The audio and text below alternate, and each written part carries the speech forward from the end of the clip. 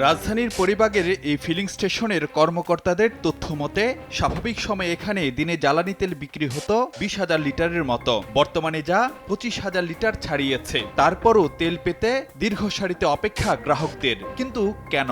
আমাদের এখানে সরবরাহ স্বাভাবিক থাকার কারণে, অন্য পেট্রোল পাম্পগুলো বন্ধ থাকার কারণে আমাদের এখানে চাপটা একটু বেশি। এই কারণে অনেকের ভিতরে একটা প্যানিক বাই তৈরি হয়েছে। রাজধানীর বিজয় সরণির এই ফিলিং স্টেশনের চিত্রও একই রকম। আগের তুলনায় বিক্রি বাড়লেও কমেনি গ্রাহকের চাপ, বরং দীর্ঘ সারিতে অপেক্ষায় থাকতে হচ্ছে ঘন্টার পর ঘন্টা। এটা প্রেশার বেড়েছে। আগে লাইনটা ধরেন যে আমার জাহাঙ্গীর গেট কখনোই ক্রস করতো না, এখন তো এটা এর পিছনে চলে গিয়েছে। এবং বাড়ার কারণ হলো যে দুটো, একটা হলো যে অন্য জায়গায় না পেয়ে এখানে চাপ দিচ্ছে, আর একটা হলো যে বিতর্কগতভাবে এটা আতঙ্কিত হয়ে তৈল একটু বেশি নেওয়ার চেষ্টা করছে। আগে অনেক হয়তো 10 লিটার তুললি, তো এখন এসে বলে যে আমার ট্যাঙ্কিটা পুরা করে দেন।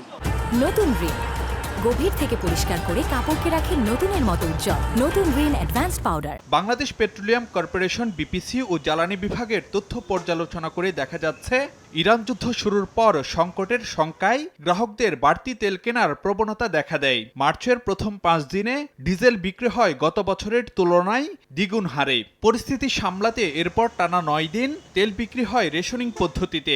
ঈদ যাত্রা সামনে রেখে রেশনিং উঠিয়ে নেয়ার পর 16 থেকে 18 মার্চ জ্বালানি তেল বিক্রির হার বাড়ে আগের বছরের একই সময়ের তুলনায় 10 থেকে 15%। ঈদের পর ডিপো থেকে তেল দেয়া হচ্ছে গত বছরের সঙ্গে মিল রেখে। তবে ঈদের লম্বা ছুটিতে ব্যাংক বন্ধ থাকায় পে অর্ডার জটিলতায় চাহিদা মাফিক তেল নিতে পারেনি অনেক পাম্প। তেল না দেওয়ার ফলে ওই পাম্পগুলো বন্ধ।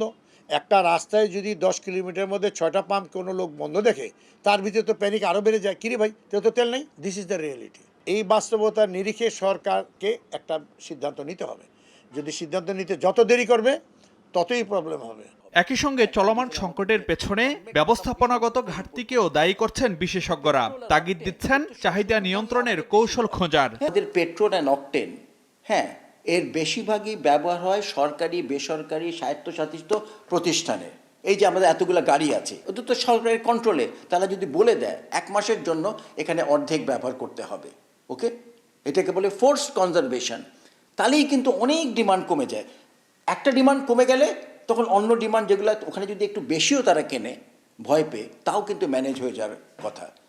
আমরা কিন্তু ওইসব দিকে চিন্তা করছি না। বিশেষজ্ঞরা মনে করেন সংকটে সাশ্রয়ী হওয়ার কোনো বিকল্প নেই।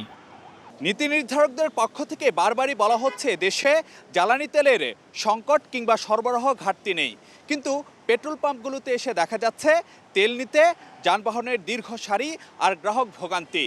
এমন অবস্থায় প্রশ্ন উঠছে, পরিস্থিতি সামাল দিতে কতটা কৌশলী কিংবা ব্যবস্থাপনাগত দক্ষতা দেখাতে পারছে জ্বালানি বিভাগ। ফারুক ভিয়া, রবিন, সময় সংবাদ, ঢাকা।